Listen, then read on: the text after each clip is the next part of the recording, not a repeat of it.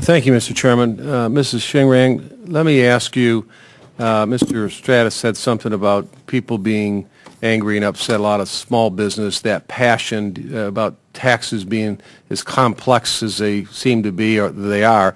What's your sense of that? I mean, when you're dealing with a lot of different small business people. Well, first, as myself, when I first started and my accountant and the CPA tried to explain to me some of the accounting rules, I pretty much told them that this is not for me. It's way over my head, and whatever you say is fine with me. You just give me direction. So I still remember that from almost 20 years ago.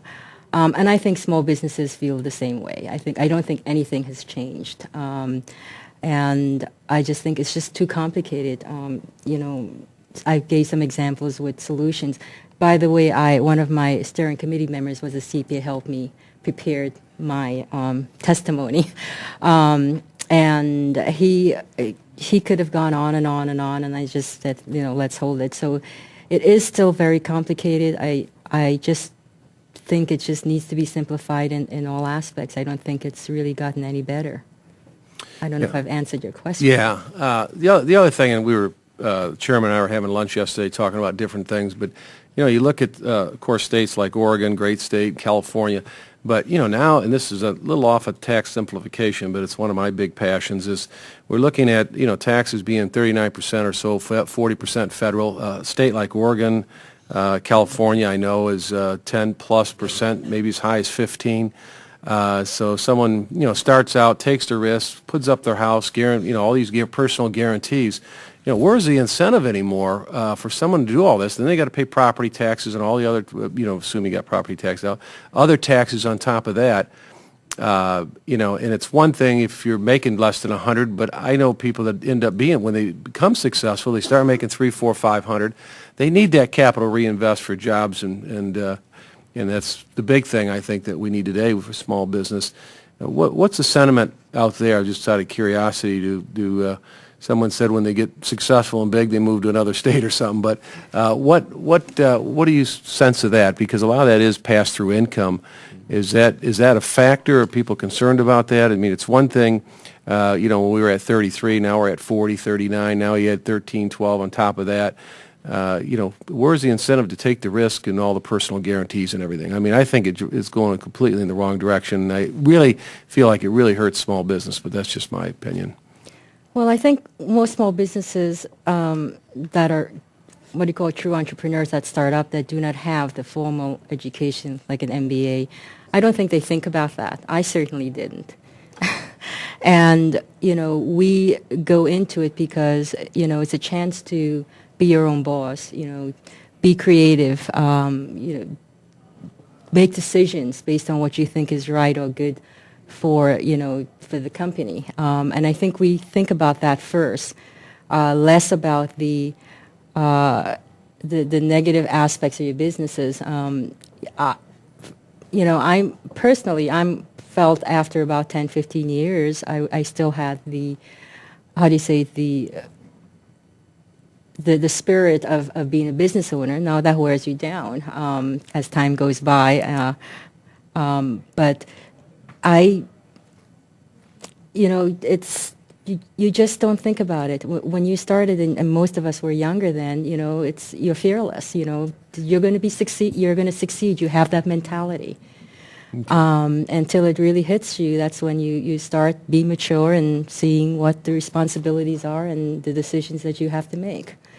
So I don't really see a lot of that changing, except for, those who have, gone on to higher education and who have, like I say, MBAs, who have a formal training in marketing plan, business plans, that then can take it to more of a structured type of approach, which is a little different than a lot of the entrepreneurs that start off based on, passion. Yeah, I think you're right on that, probably especially a startup. You're not thinking about that. You're thinking about surviving. Mr. Blackledge, your company's in Oregon? That's correct. A more mature, generational family business, I assume. What does that affect businesses that out there that are more mature and starting to make some money, or is that a big issue or not? Well, clearly it does. Frustration with the with the level of taxation is obviously an issue, and in Oregon we have a problem in that just as you have in Florida, the state right next to us has no income tax. And one of the problems that we encounter in Oregon, since Oregon has adopted, although at the moment we are disconnected from the federal tax code, we normally follow the federal tax code. As a result, a lot of businesses who are successful leave the state of Oregon, unfortunately, and move to Washington to escape that high level. We have about a 9% income tax rate in the state of Oregon. So the level of taxation is important, but one of the other issues that Ms. Ryan was talking about, and that is the frustration of small businesses, I think is important too. When you go back to the tax gap, some of it results from just the complexity of the code and the fact that businesses just can't completely comply with it. Even IRS staff people designed to help taxpayers fail 25% of the time to get the right answer to tax questions based on GAO audits. But some of it also is just frustration with the tax code in the sense that when the code becomes so outdated and so illogical, issues like the having to report cell phone use and computer use, for example, when businesses know that there's no additional cost for the personal use of it, or the outdated limitations on many of the deductions. Businesses have a tendency to repel. Business people are very practical people. And when the tax code gets so out of sync with the reality of the world today, business people rebel and sometimes fail to properly pay the taxes as they should. And unfortunately, even though those items may be forgivable, once that process starts, it gets much easier for them to make the next decision not to comply with the tax code and the next one after that. So it's really important that Congress keep the tax code fair and logical. Thank you. Mr. Hall, the national self-employed, how many folks are in that group? We have 250,000 members, about 500,000 workers. And you brought up a lot of different things, but if you distilled it down to one or two, the top things that we could do in terms of simplifying the tax code, what would they be? And I'm sure there's 10 things, but if you were to say 1, 2, or 3 or something like that, just off the top. Well, one, because the bill is pending, which is the home office deduction. I think that makes a big difference. That makes an immediate help. Maybe the more pervasive of the issues I talked about was clarification of the worker status, independent contractor versus employee. And what we were just talking about here, back in the day, I started my career with Pete Marwick, which is a giant accounting firm. And I've been through a lot of presidential elections and congressional elections, and everybody always talks about creating jobs. And I know when I decided to start my accounting practice, I was thinking about that. A little bit naive, again, we won't talk about how long ago that was, but about creating jobs. And my firm supports 4 families. There are 4 jobs that I created, and I'm very proud of that. And I think that's the incentive to start businesses. And I think that back in the day, that was always the incentive to start business. That's changed a little bit. Back in March, I did a tax seminar in connection with the SBA's Small Business Development Centers, and I spoke to 62 small businesses. And during that seminar, we'd ask a question, and there were 16 of those 62 that had just started their new business within the last 30 days. And most of those had started that business not because they wanted to go out and create a job or because they had a great idea. It's because they had been laid off. Mm-hmm. And they didn't choose self-employment. They became self-employed. And they spent a day with me trying to figure out how to run their business and not let the tax code get in the way of them creating jobs. And not knowing the difference between an employee or an independent contractor, my real fear for that complexity is that they choose not to hire the person. And choosing not to hire the person, when you have the economic base to create a job, if you choose not to create a job just because the tax code is complicated, now we truly have cost all of us money based on just that choice.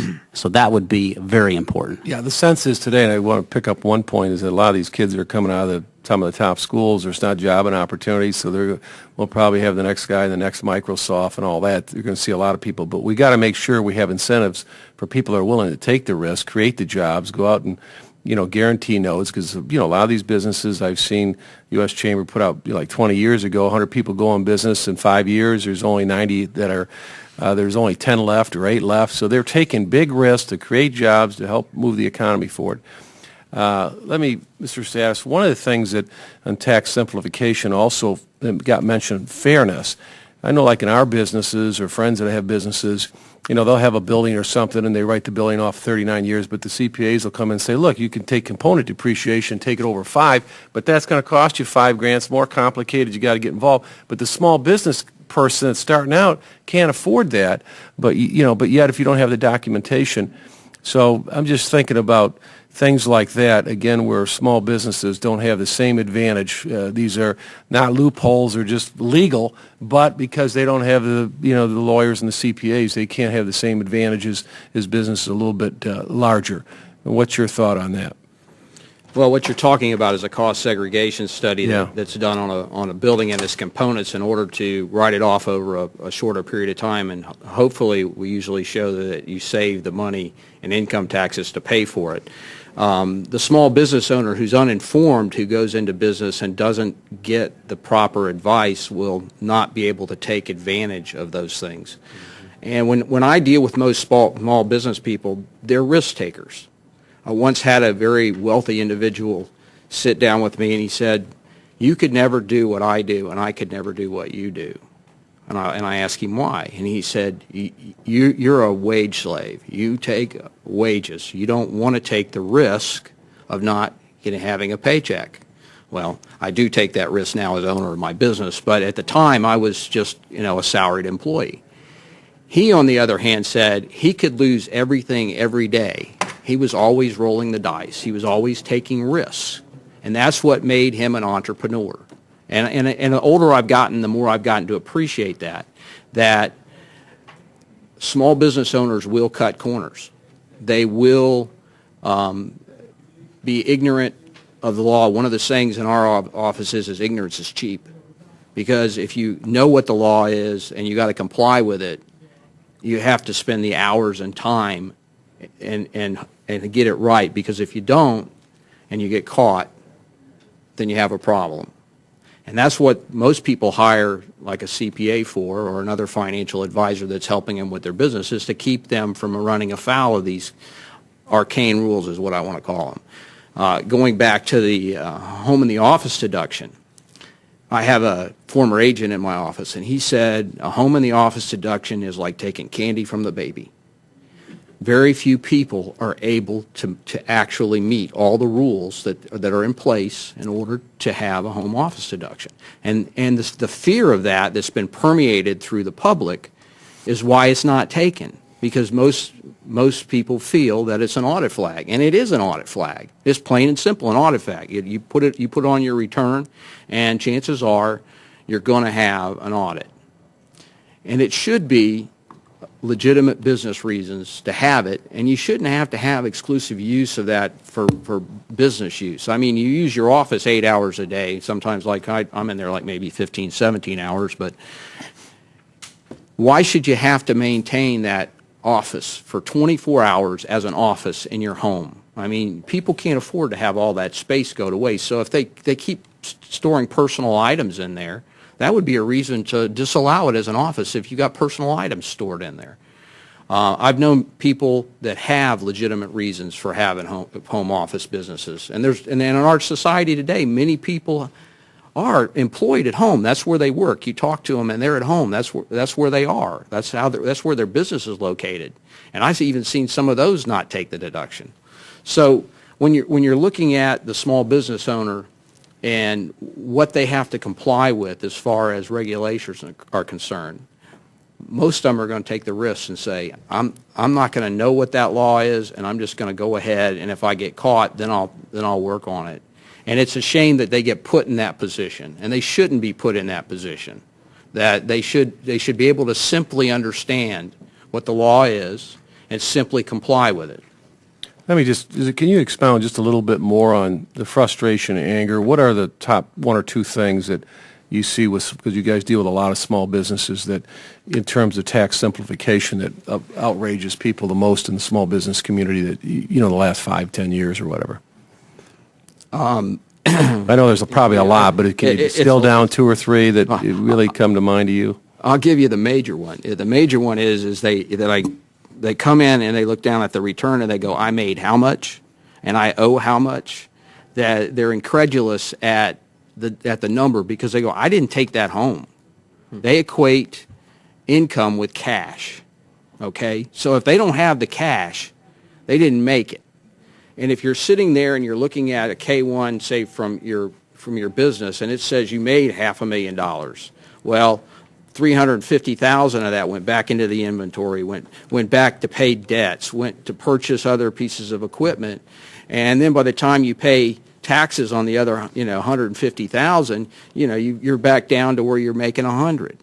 And if you're paying state taxes, it's even lower. So it's much less than you really think. People that are entrepreneurs are always constantly taking that money and putting it back into their business. So they get very angry and frustrated when they're saying, where am I going to come up with this money? I don't have it. It's in the business. So then they're put in the position to where they have to go borrow money to pay the taxes. And that gets them frustrated. The second part that I see a lot of anger with is Social Security tax. You can actually have a profit on a Schedule C, have no taxes, no income taxes, yet have substantial taxes for self-employment tax. And that's very hard to explain also to individuals. Alternative minimum tax. That one, when that pops on there and I'm going down my sheet and explaining it to them, well, this is alternative minimum tax. Well, what is that? Well, what the government gives us, the government taketh away. Okay, so you get a deduction here, but because you had too many deductions, now we're put in a position to where we have to pay taxes on that. So you've actually lost that for this year. So that's another one that really just rankles them immensely. Probably when I sit there and explain to them that they can't take a deduction for something that they think is a legitimate deduction, they get angry at that.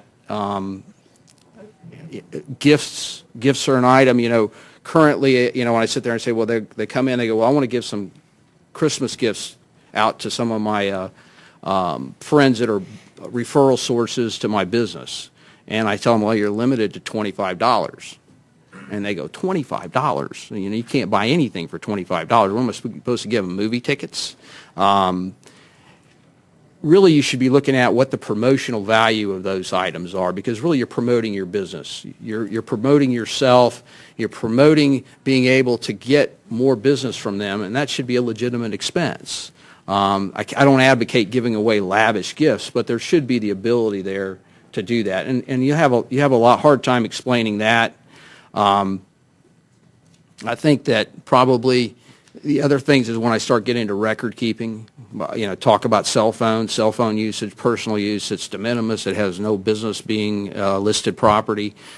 Telling them that they have to keep records for their automobile log, and I'm calling them on the phone, what was your beginning mileage, what was your ending mileage, how much was business, how much was personal. That, when I start going into that and they go, I don't know, you got that last year, my bookkeeper has it. And that's another point that should be brought up. With you're in a large business, it's very easy to maintain the proper records because you have an accounting department. You have people that are responsible for saying, hey, give me those expense slips, give me your records. And there's real threat of not getting your money back because you're an employee in the business and you don't get paid if you don't give them the proper records. But when you're the owner and you look at yourself, yeah, give me the records, and you stick your head around the other corner, no sir. What are you going to do, fire yourself? It's not going to happen. And that, the self-discipline part that's there. And then when they come in and they're talking to me and I say, well, we have to have this. And, well, my other accountant didn't want that. Why do you need that? I said, well, I'm trying to keep you out of trouble. And so really it gets down to, like I said, ignorance can be cheap, because if you don't require certain things, it's more expensive, because then I have to spend the time chasing this stuff down and making sure they're in compliance. Well, one thing you're saying is that as a CPA, you also have to be a little expertise in anger management. Oh, yes, sir. I yield back.